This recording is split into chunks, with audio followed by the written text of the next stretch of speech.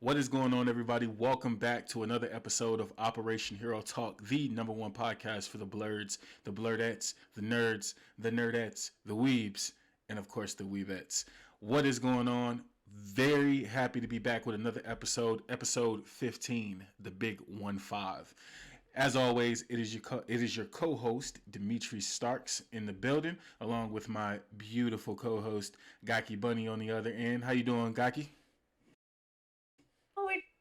Oh, we just getting school done, getting all these chores done, getting all these day-to-day things done. But I'm so excited to be here again and for everybody to be listening in. I'm super excited to get talking about our characters today.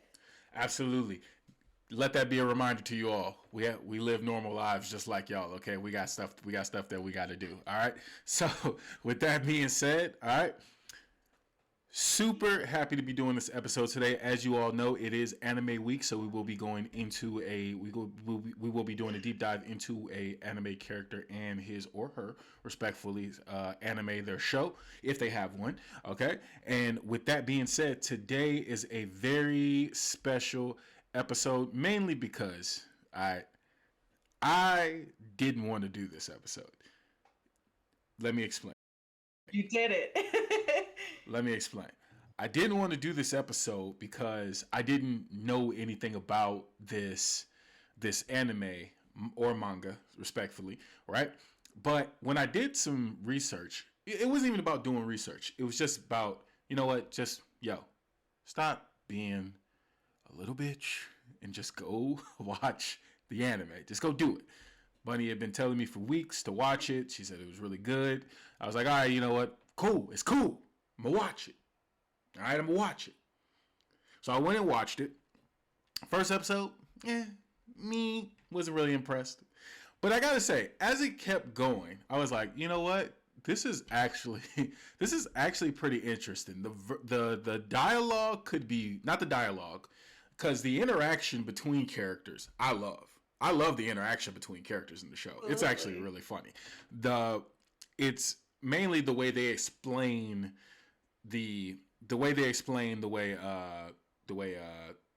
powers are used in the show can be a little confusing at times, but we'll get to that later on in the show. Anyways, once I watched it, there's nothing like watching something that somebody told you to watch weeks ago, and then you got to go back to them and say you were right. I was You right. were right. And normally, let me tell you something, madam. I usually don't go back and say they were right. You sure don't. I do not. I don't. I'm too salty.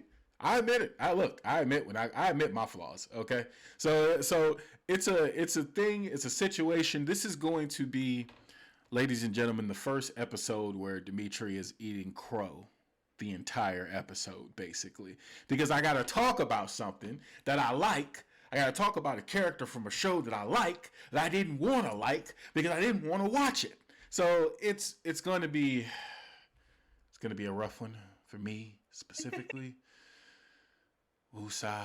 I'm happy. I'm in love. I'm so excited to be talking about the characters we chose today. And if it's any question to those of you that are watching us on our YouTube channel, of course, those of you that are tuning in on our podcast, you guys don't know.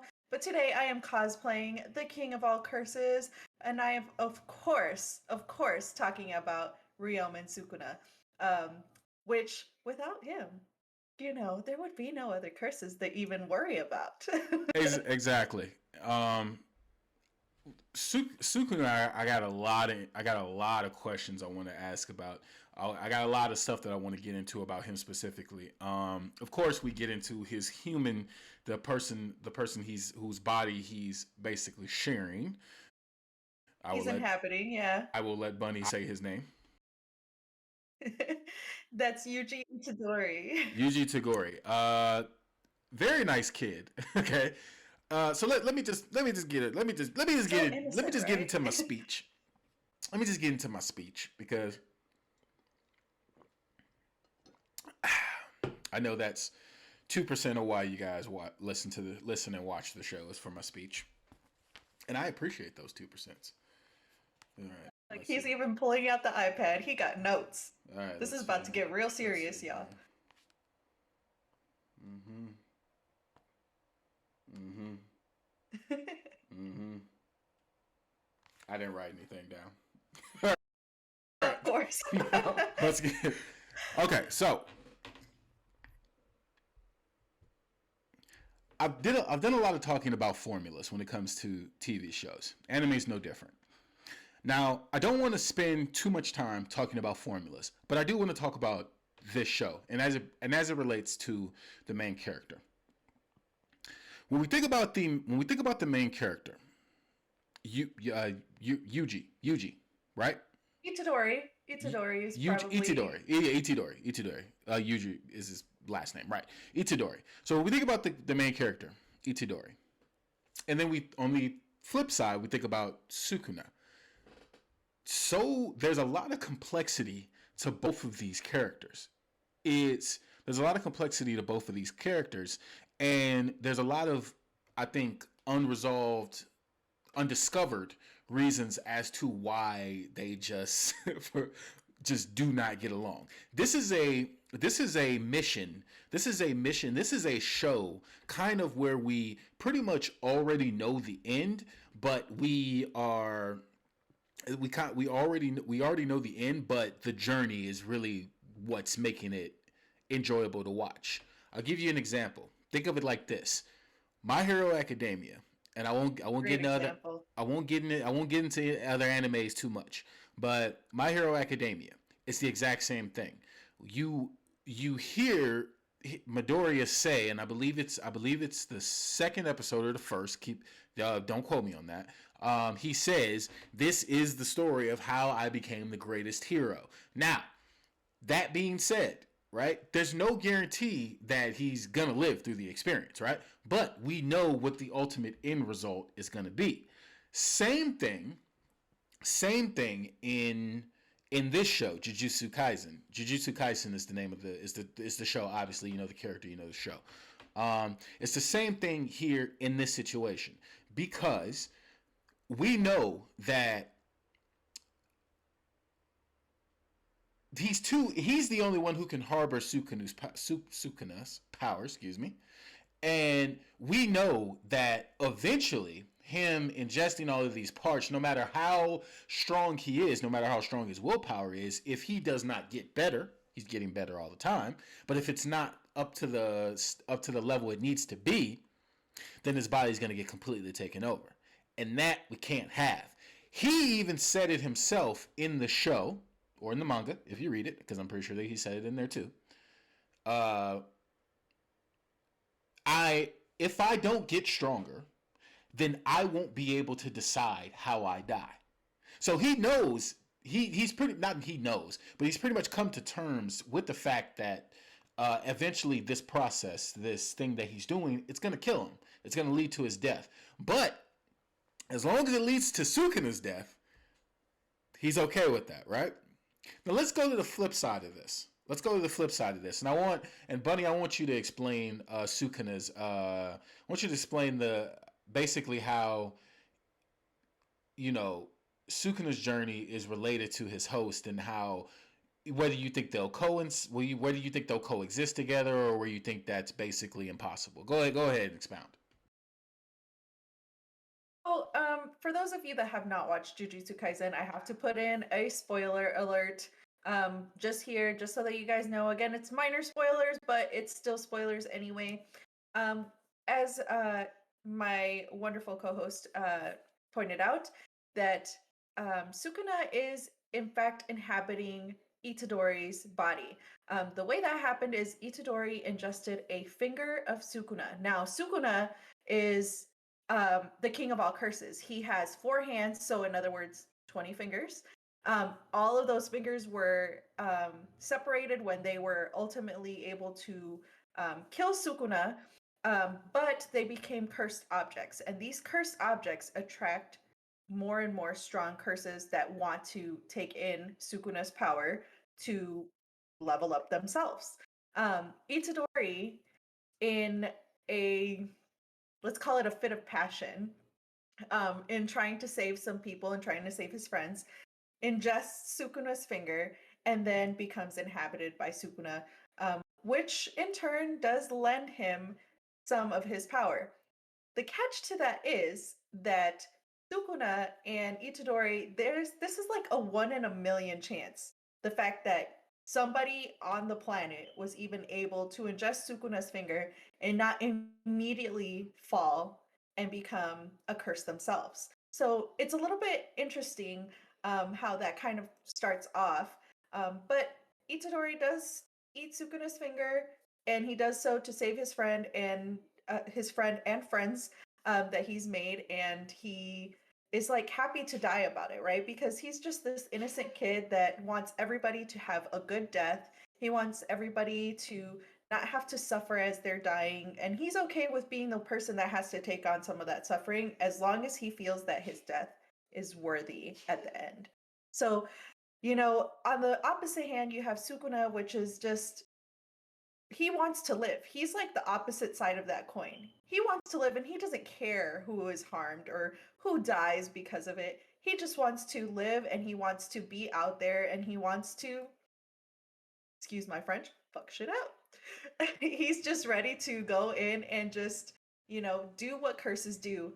Um, but there's a lot to be learned still in their story. I feel like maybe and we see it a little bit in the show, but Sukuna is kind of like stringing along Itadori so that he can get more of those fingers. As you watch the first season, you see that he does ingest several fingers, so you know that Sukuna is trying to get stronger. He knows that he can't kill Itadori just yet, otherwise all the people that are around him, Gojo included, are going to murk Itadori, and that's not working for him. So he lends him a little bit of power, revives him from the dead, even though he was the one that killed him.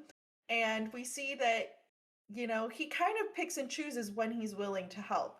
To the exhaustion of Itadori, he's kind of offering some sideways deals of like, hey, I'll help you, but only if you make this pact with me, and I promise I won't kill anybody, but you won't remember anything about this pact.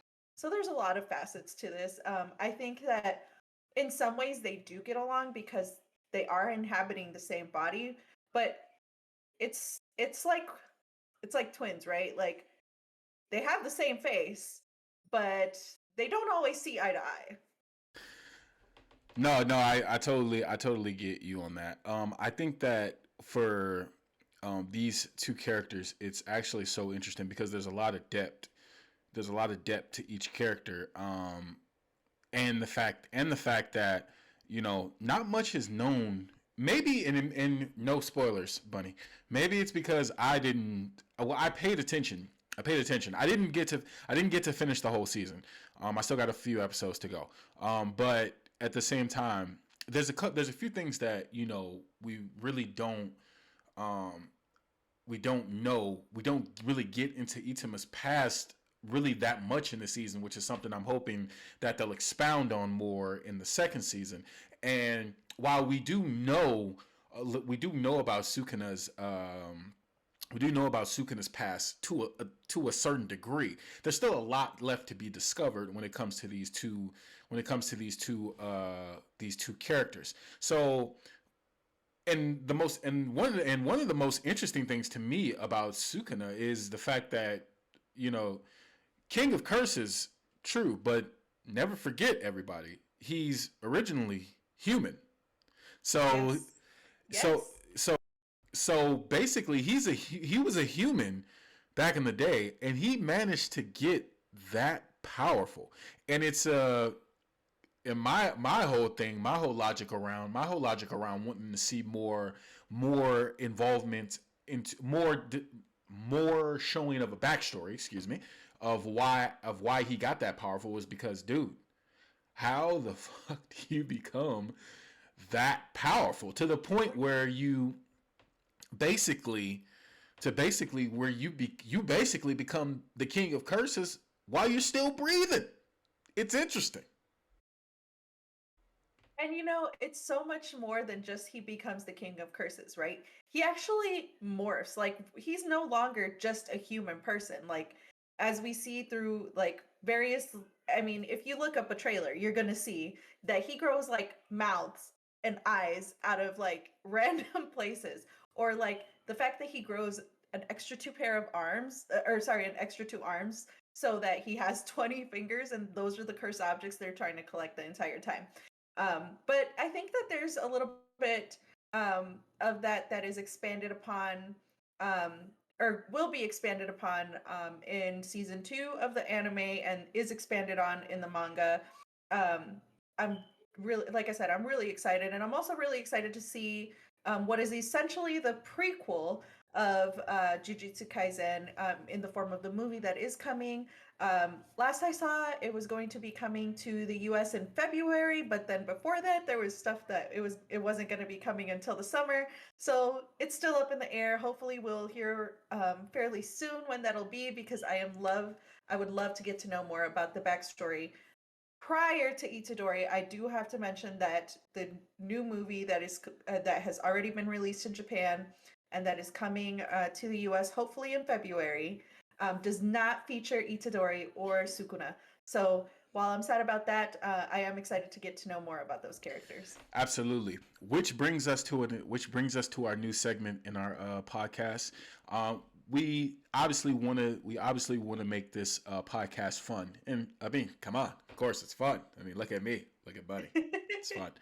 But We always have fun. at the same time, we also want to offer information. So, with that being said, With that being said, we're going to start a new section of the podcast called the Origin Movement. Now, the origin movement is where we just spend a little bit of time going over the origin of the actual show or manga, slash show. Never forget where it started. And we just give you a little bit of information about where it started, so that way if you want to do some more information or go read the manga yourself, we always recommend it. So let's get into this. Now, Jujutsu Kaisen was actually created in the year 2017 by a by a writer whose pen name is actually pretty cool. His pen name is Gige Akutami, and that's just his pen name. Nobody actually knows his real name. Nobody at all. And actually, nobody's seen his face. Whenever he comes out in a mask, kind of like I forget those two DJs. I'll put a picture of them. You know who I'm talking about. But we all seen their face at some point. But nobody's ever seen Gige Akutami's face, and he's the writer actually for this show. And how this show actually got started was that there was a 4-chapter series called Jujutsu Kaisen 0, which it's funny that Bunny mentioned it.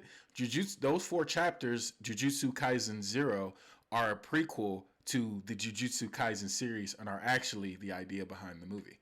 So Absolutely. So that is what's going to be that story. Those 4 chapters, I'm assuming, is what's going to be in the movie. So if you want to because obviously it's going to be a little while before that movie comes to the States. If you want to get a little time, if you want to get a little bit ahead, or maybe you just don't want to wait, go ahead and look up Jujutsu Kaisen 0. Read those 4 chapters, and you'll get pretty much all the information that you're probably going to see in the show anyway. Yeah. And once those 4 chapters came out, then not long after, also in not too long after, a year later in 2018, Jujutsu Kaisen, the manga that we all know and love, hit Shonen Jump in March of 2018. And as they say, the rest is rock and roll history. So, with that being said, that's the end of our origin moment. And now, back to our regular scheduled programming. So, what's interesting about this character, and I'll start with Itama. What's interesting about him is that... I'm sorry, what did I say? Itama? I was like, who's that? Itadori, right? Itadori. I'm sorry. What I like about this guy, even though I can't get his name right, is that he's so much of a kid yet so realistic to how fucked up this world he's living in is. And I think that kind of gets undervalued, because I think some of the best heroes that in heroines that we've seen come to that realization very quickly, and they understand that they don't take it as a situation. They don't look at it as a situation from a perspective of, wow, so this is why this is happening. I can't take this. They look at it from a perspective of, oh, this is why this is happening. So this is how I fix it. I'll give you a classic example, and this is who Itama he I keep saying his name wrong. I'm sorry. This is who he reminds me of. Okay, this is who he reminds me of. He reminds me of Ichidori. Ichigo.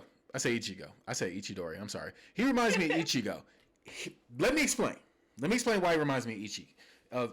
You know who I mean. This is why he reminds me of him. Ichigo. Thank you. Because of the fact that he started seeing dead people from a young age. Now let's relate that, right, to Itadori. Let's relate that to Itadori. Basically, he's been super strong and super fast, super quick, just super athletic, just a beyond normal means for his whole life, basically. And at some point, he knew. At some point, you have to assume he understood, okay, I'm special. And I'm not saying I'm special in a sense where I'm better than anybody else, but I'm special in a sense where my strength is kind of like freaky strength. Look no further than his first encounter with a curse. Okay? Though whether you read the manga or you really don't even have to go any further than his first encounter with that teacher, right? Where he's like waiting in that in the club room, and the teacher's like, "Oh well, if you beat me, I will let you not be in baseball." And what does he do? He shatters world records. No, absolutely. It was track, but I totally hear what you're saying. And the track. My bad. And no, totally, it's okay. And the reason why I don't count that moment is mainly because that's a moment that's not a life or death situation. This is what I'm saying. When I'm brought up my example, this is what I mean. Basically, when you have a situation where it's life or death, those feats, even if they're beyond normal, right? Fear, it's fight or flight. Fear usually gets the best of us. But if you have something where it's a freaking not 30 foot, if it's a freaking 8-foot monster that looks totally disgusting trying to eat you, you're probably gonna run. Now I don't say that to judge anybody, right? We all would probably make the same decision. LeBron James, super talented basketball player, probably the greatest of all time. Super strong, always been stronger than anybody else. If he saw a curse, he'd run. He'd run, and that's nothing against him, right? No, right. It's nothing against anybody, but I mean, this is a terrifying, grotesque thing. I mean, just imagine if you saw that. I don't know about you, but I'd probably run. Ain't no probably. I'm running. So and I'm dip setting. And the funny part about it is now let's bring it back full circle to Itadori. Let's bring it back full circle. So not only does he say, "Yo, I can't leave my friend. My friend's about to get eaten." So it's like I gotta do something. So okay, I mean, I don't know how to kill a monster. I don't know, but I do know that you can catch these hands, and that's exactly what happens, right? That's exactly what happens, right?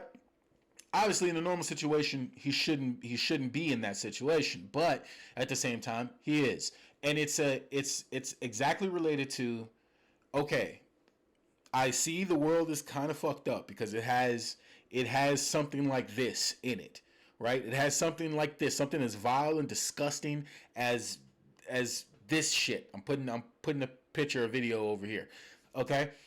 And uh, I can't run because if I can do something about it, this is where those gifts are needed. Fuck track. Forget that. I never wanted to do that anyway. I've always been interested in this. So this is what I'm going to do. I'm going to go save my friend and I'm going to beat the crap out of this snot looking monster. So it's the decision to do something. We all love characters. And this is why low key this has turned out to be one of my favorite episodes, because not only are we're talking about Itadori doing the right thing, we're about to move into Sukuna doing the wrong thing most of the time. So that's just awesome. But before I let Bunny expound on this, and then we're gonna go to break. Let me just finish this off by saying, um, Itadori, I think why I have a lot of respect for this character and the development of this character mainly is because I think that there's a lot of good traits that you can have in a character that make them great, but the best thing in this instance is acceptance. It's He's accepting to all things around him. He got his hand chopped off.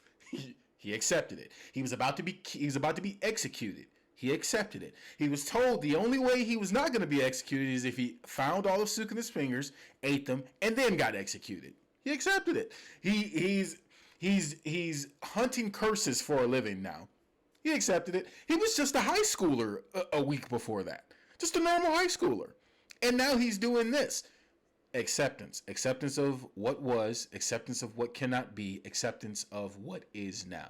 And I think that that's one of the reasons why this show works.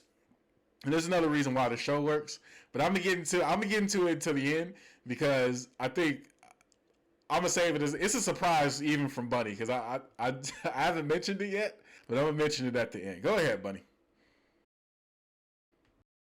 I think that when it comes to Ichidori, there's like this like reminiscent of like those naive times where like you were ignorant as to what was going on in the world, right? You were just in your little bubble, you were safe. But I think that it's also important to point out that Itadori has had a lot of loss in his life. Like he doesn't have his parents around. Early in the anime, and manga, he loses his grandfather, and his grandfather just tells him, "Hey, if you have the power to help people, you need to help people. You need to do something. You need to be a good person so that you're surrounded by people that care about you and that love you when you die. I want you to have a good death. I don't want you to die like me alone in a hospital bed." And so I think that it's important to take into account those aspects where, he is, yes, a little bit naive and stuff, but he's not naive to everything in the world. Like he's had his loss. He's experienced, seeing his grandfather sick. He experiences having to be the person to deal with like his burial and stuff like that. And then shortly after that, he's dealing with curses. So when you have all of those things that it's kind of like one of those things where it's like, you know what? I'm not even surprised this is happening to me. So much bad stuff happens to me. I I should just learn to accept it. And I think that that's where that acceptance comes from. He's coming from a place of loss and mourning and grief, and he doesn't want to lose anybody else, but he also doesn't want people to suffer. And that is just so noble of him, right? Like classic hero. He's noble. He cares about the people that are hurting. He wants everybody to live a good life and have a good death, even if that means that he doesn't necessarily have a long good life or the greatest death either.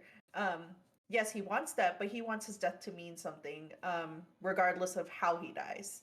And the anime does a great job of depicting it. The manga does an excellent job of showing you in more detail.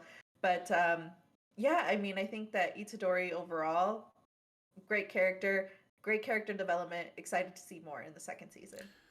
Wise words from a great cosplayer.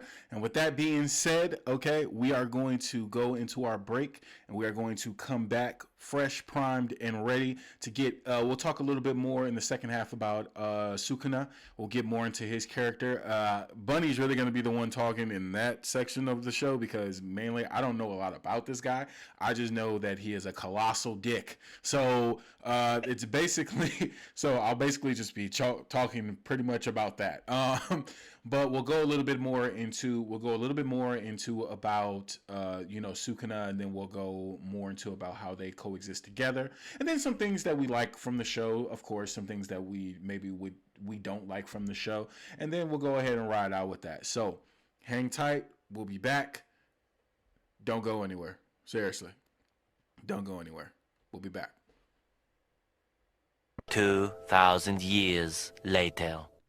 What is going on, everybody? Welcome back to the second half an hour, the second part two, deuce, of Operation Hero Talk, episode 15 on Itadori / Sukuna. Haven't thought of a name for it yet, but I will. Okay, I will. Y'all already know how I get down. All right. So, with that being said, let's go ahead and get right into Sukuna. Bunny, I want to know because you're the authority, you're the authority here. I just want to know basically, your thoughts on Sukuna, what type of character you think he is, and I want you to make a prediction on what's going to be the ultimate,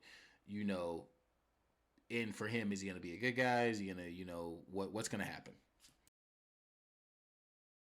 Yeah, no, thank you.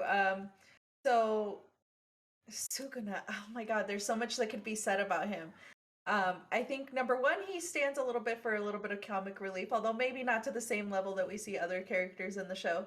But just he's so sarcastic and he's so like self-centered that it's kind of hard to not laugh at some of the things that he says. But we can't ignore the fact that at the end of the day, he is a bad guy.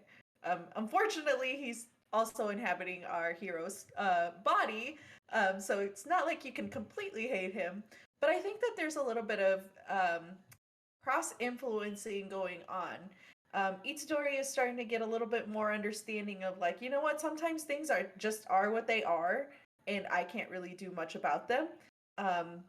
Sukuna teaches him that lesson, right? Very easily. But then at the same time, Sukuna is starting to kind of like get a little bit soft. He's not the big bad king of the curses that we see when he interacts with Itadori internally, because obviously they can't interact outside of the body. But when he interacts with Itadori internally, he's he's definitely got this like ominous aura about him. And when he interacts with other people, it's like, like for example, Megami. He's interested by Megami. He doesn't want anybody to kill him but him. Like he's like, nobody can touch him. I can, but you can. Like he's it's kind of those things that are kind of melting together that make me think that there's a little bit of cross influence between them. Um, I definitely think that just overall the character is really interesting because, like you mentioned before, he was at one point a human. He undertook this process of transformation, became the king of the curses. So scary that when somebody even dared to even touch his soul inside of Itadori, he just annihilated them. Just split them into pieces, just like nothing. And talk about a crazy domain expansion. For those of you that don't know, the domain expansion is basically a little bubble of reality that the curse can create to make them super powerful. It makes it to where if you're in that domain expansion, you're going to lose. Period. Like that's what it is. But he's just so, I guess I could call him fickle. He's kind of fickle with the way he wants to help. Um, Willing to bring back Itadori, but only so that he can eat more fingers. And I think in the process of the first season, we see Sukuna slash Itadori in just, I think, a total of 4 fingers. It might have been 3, but we know that he eats at least 2 within the first 2 episodes, and then he eats a couple, I believe, a couple others through the rest of the show. So it's, I think that ultimately I can't really say that he's gonna be a good guy as much as I'd want him to, but I can say that he might be closer to like what we consider like the anti-hero, where he might die, he might go on a blaze of glory, but he's ultimately going to be doing it in a very selfish way. Selfish, a little bit funny, but yes, as you mentioned, a dick. No, I did say that, didn't I? I think what's so interesting about what you just said is that that's the reason why I don't want to see the movie. Let me explain before you go back in. Let me explain. I totally get why. I get why you don't want Itadori in Jujutsu Kaisen 0. I get that. It's a prequel. Okay. Yeah, it's a prequel. Sukuna is over 1,000 years old. I need him in that prequel. I need to see that. I need to see that goon on full display all day, day in that movie. I need it. Am I gonna get it? No. But at the same time, I'm feeling some type of way about that. I am. You know, I feel like we have to remember that Sukuna's fingers were all wrapped in curse protecting objects. So like they were wrapped for like I think it was like 200 years before was the most recent time that anybody was able to like find those fingers and like actually do anything with them. But again, you know, the reason we don't see him is because this prequel is not long before Itadori comes into the picture. So of course we're not going to see that, but I do feel like we are going to get a more in-depth look at his past as the series continues, and I definitely don't think that this is going to be one of those series that only has like 1 or 2 seasons. I think it's widely popular. I mean, everybody loves everybody. Everybody loves all the characters in this anime. Each one of them is relatable in a different way. And I think it's one of those ones that's going to be kind of like My Hero Academia. You mentioned it before, where it's kind of like a cult favorite, and then it's going to kind of blow up, which we've already seen some of that blow up happening since it premiered on Funimation. I think it was also on Crunchyroll too. So, you know, when it premiered, of course, everybody wanted to watch it. Everybody was talking about it. Everybody was recommending it. It was recommended to me by a close friend.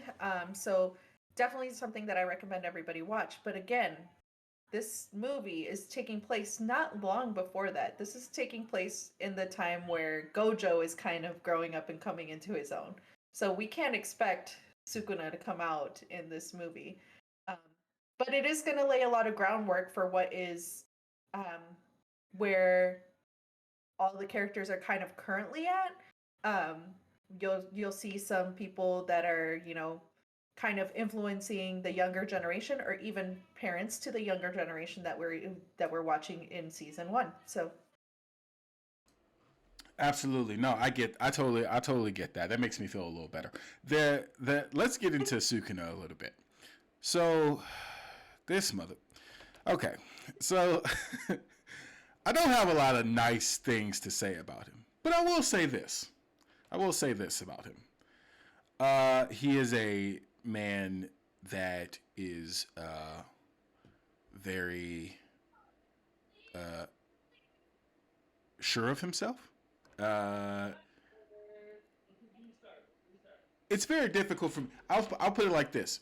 I'm in that 50 Cent kind of mindset whenever he talks about Ja Rule. So if and this really goes to show you how good that the writers have written his character and how good they display that they portrayed on him, the show. yeah. Because what I think about it, and somebody asked me, oh, hang on.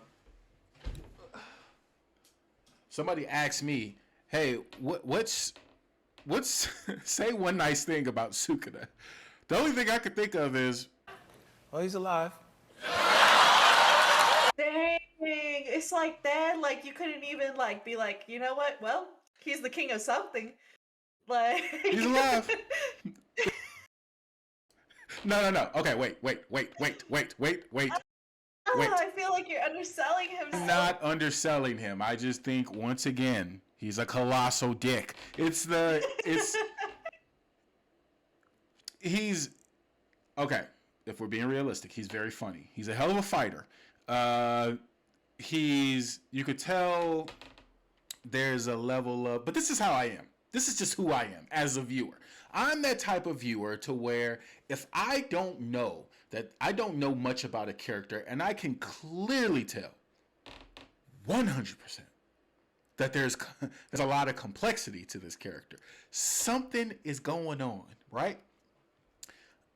I get upset. I get mad. So in that moment, I probably say some things that is not too nice. Okay, but he's the king of curses. I ain't gonna fucking hurt his feelings. The point I'm trying to make is that you know, one part of me when I see Sukuna, I'm like, yo, get your Travis Scott on, fucking rage, right? And then on the other hand, like, sit down, have a cup of tea. Who hurt you, player? Because you don't just wake up one day and just decide to be the king of curses. Okay, I love Alfred. I love Alfred from Batman, but I do not agree with his statement that some people just want to watch the world burn. I don't agree with that. You can get to that point, and obviously Sukuna got to that point. So I agree on that basis. But what I don't agree with is that it just comes out of nowhere, that some people are just born evil. Nah.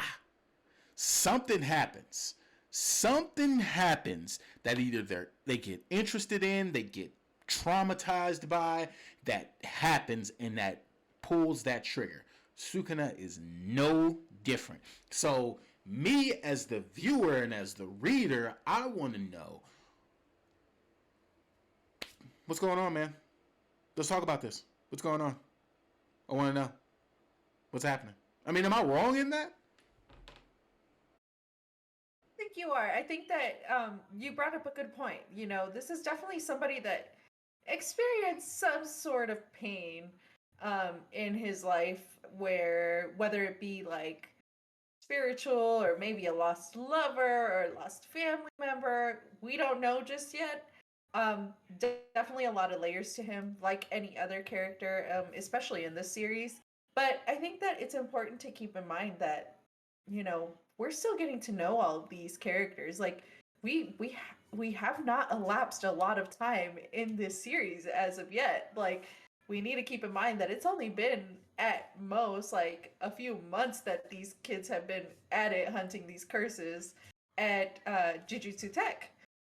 So, you know, I feel like we're going to learn a lot more. I feel like you're going to be eating those words, though. I promise. You already eaten words. You already eaten crow over this episode. I feel like you're going to be eating those words again at some point. No, I'm eating crow over not taking your advice sooner. Okay, because you and wipe that damn smug look off your face. Okay, what I'm saying is, to be fair, have I ever steered you wrong in the realm of anime? Have I ever steered you wrong in the realm of anime? See, I invoke my right not to answer that question. Okay, and that is because I don't recommend crap. I don't recommend crap. If I had recommended something that it was like legitimately questionable, I would have told you, you know what? You might not like this one, but I'm going to tell you about it anyway. That is not the case with this one. In this one, I was like, you need to watch this. You will love it. You're going to like the characters. You're going to like the storyline. And I wasn't wrong. I'm just here so I won't get fined. So now let's do it. Now that we talked a little bit about Itadori and Sukuna together. We talked about their characters separately. We did the origin moment. So now I want to go a little bit. Do a little bit of a, our views on the show. So I'll start it off a little bit, and then you can go ahead and finish this thing out. So one of the reasons why I like this show, I won't say I love this show. I like this show. I like it a lot, though. So it's not a sense where I just say I like it. I like it a lot. It's a good show. We also haven't finished the season. One of the reasons why I like this show mainly is because the characters are slam dunk. I mean, across the board, it's just are slam dunk. Lot of complexity to the characters, a lot of humor, a lot of.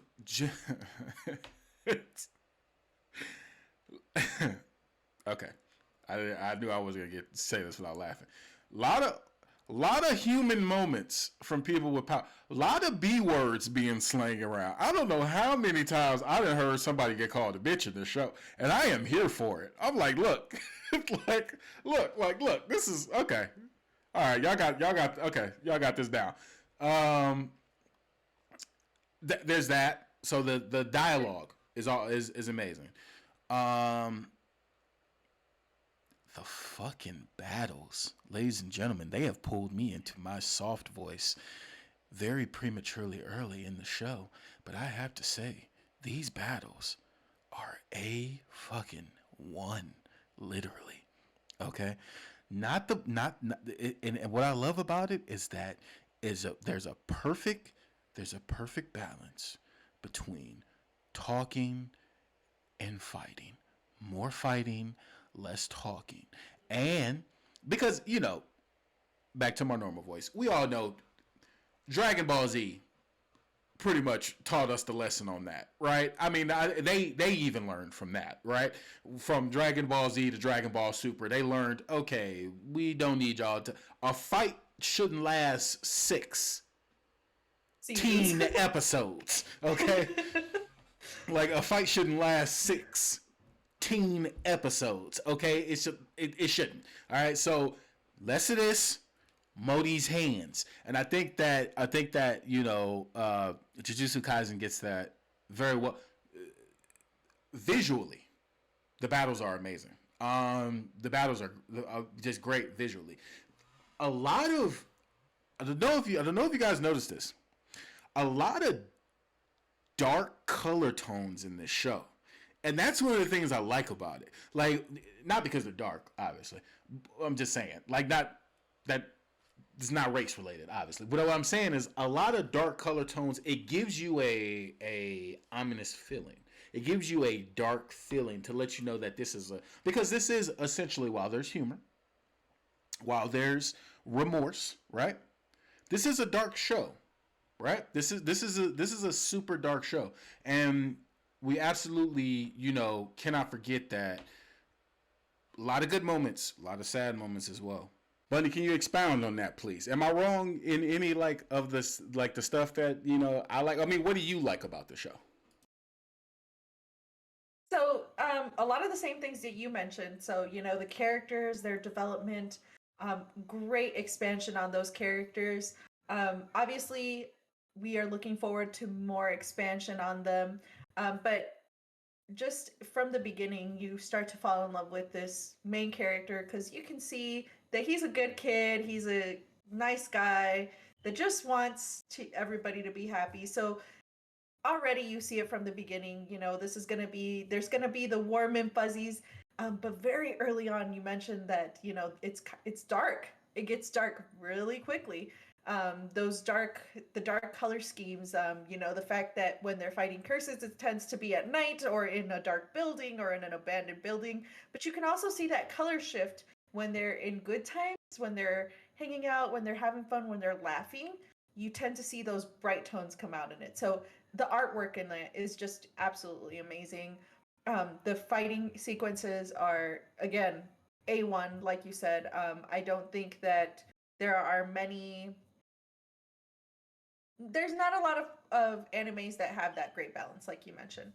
But I think that overall, my favorite thing about Jujutsu Kaisen is that it's a little bit unexpected, right? Like, you wouldn't expect to have this innocent 15-year-old kid also have the power of the King of Curses. You wouldn't expect somebody's teacher to be sitting there and playing pranks on the students that he's mentoring. You wouldn't expect somebody that is sitting there happy-go-lucky, ready to end somebody's life in an instant, which we do see when Gojo goes and gives Itadori the second finger for him to try. Gojo's ready to end his life in a second. Like y'all don't realize, but there's a little snippet where they show his hand. He's ready. Like he's about to murk this kid if he turns into Sukuna. Period. But I think that it's there's just a lot of that balance, and I feel like the unexpected nature of it and like what is gonna be happening is great. I mean, just the fact that Itadori gets these wonderful relationships not only with um the people that are in his class, but also while they're going through the whole, sister school exchange program thing that they're doing. That's also a lot of fun watching him make those connections as well. And, I think that overall, the thing that drew me in the most is that it's something that would be really cool to have to explain some of the natural disasters that go on in the world.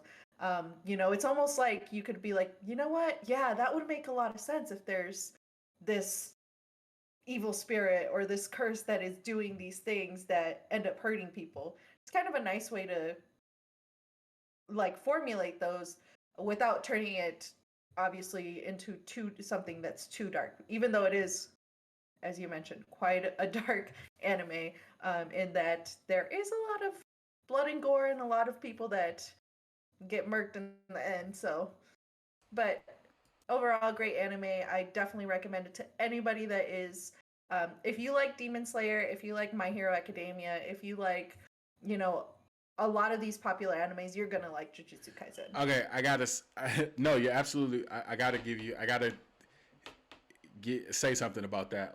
About what you said about these curses explain a little bit of what's going on in the world. Sounds kind of mad bleachish, doesn't it? Sure does. And we can't ignore the fact that animes are constantly pulling from one another. I'm sure that the writer of Jujutsu Kaisen probably read Bleach at some point and inadvertently or maybe purposely it had some some similar connotations, some similar notes to it.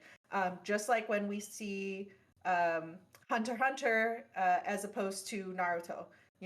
One came out first, the other one came out second, one improved on it. So I think that there's a lot of concepts that kind of cross those borders, and the more we get, the more we progress with the mangas and new animes and new characters and stuff like that, it's going to be almost impossible to do that without a little bit of reminiscence to something else that we might No, absolutely. I mean, good artists borrow, great artists steal. That's what they say. We don't steal shit on this show, but I'm saying I get the point, and I think that if it ain't broke, don't fix it. It goes back to the formula, Gaki. So now that we're nearing the end of the show, as always, I want to get into the last section, which is the rating. So, Bunny, I'm gonna let you go ahead on this. I'm gonna let you start on this because you know more about this show and you were invested in this show first. You're the leader, so I'm gonna give you the go ahead. I'm gonna give you the spotlight on this one to go first. Out of 10, what's your rating for this show? 10, hands down. Oh, I mean, I think I've already said a lot of this stuff before. It's just, I think that the art is amazing, the character development is amazing. It's something that I started it and finished it all in one sitting. Like, I don't think I left my couch to even like go grab snacks. I think I literally sat down and watched the entire thing all the way through. Um, but beyond that, there's so much um, love already for this show that there's actually communities that are being built around just this show.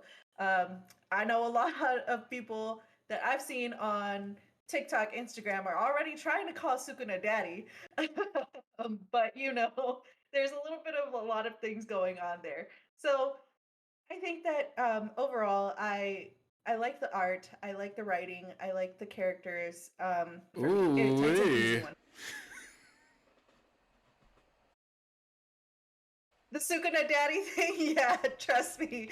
When I first saw it, I was like, wait a second, isn't he an 8-year-old kid? We can't be they doing don't care. that. They don't care. All right, no, absolutely. So let me get into my rating, and then we'll go ahead and close this thing out.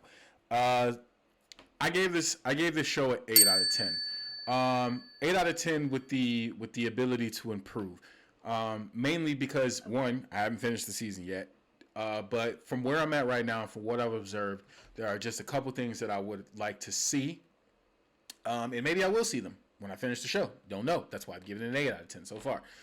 What episode are you on? I do not happen to know. So the show, I'm gonna say an 8 out of 10, mainly because I feel like I just want more of a backstory in the Itadori and Sukuna. So want that. I want that. And from where I'm at, that really hasn't been expounded upon that much, if at all. So that's why it gets deducted those 2 points from me. And then the other thing is, I think that Itadori's progression is just going a little bit slower than I would like. So to speak, his progression as a host, but his progression as a sorcerer itself. I think that it's just going a little bit slower than I would like. I would like to see him make some more strides. But remember, this is just where I'm at in the show. So for that reason, you're in for a ride. That gives me an 8. That's why I give the show an 8 out of 10. That's where I'm at right now. You guys, please feel free to comment and put in the comments what you think, what your rating of the show is, what you think about our assessments, and what your assessment is. But with that being said,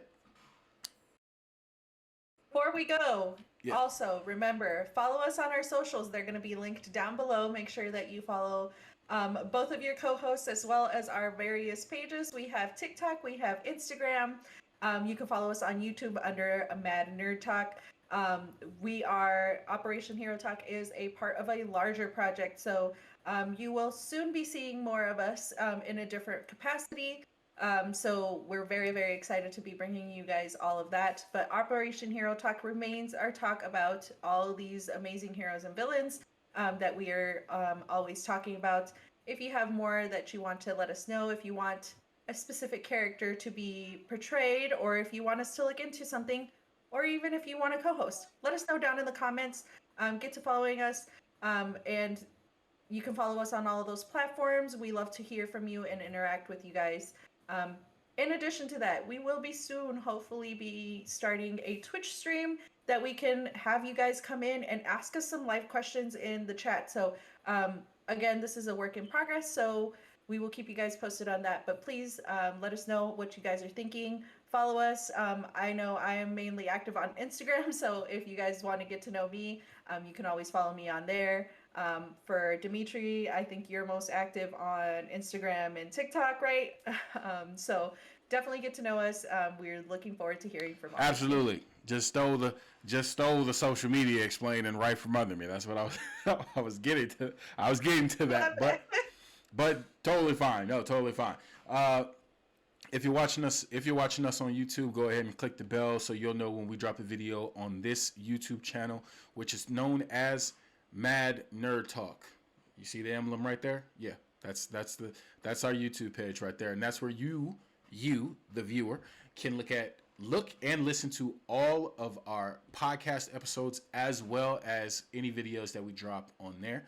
We're active on, like Bunny said, we're active on our social media pages. So go ahead, hit us the fuck up. Let us know.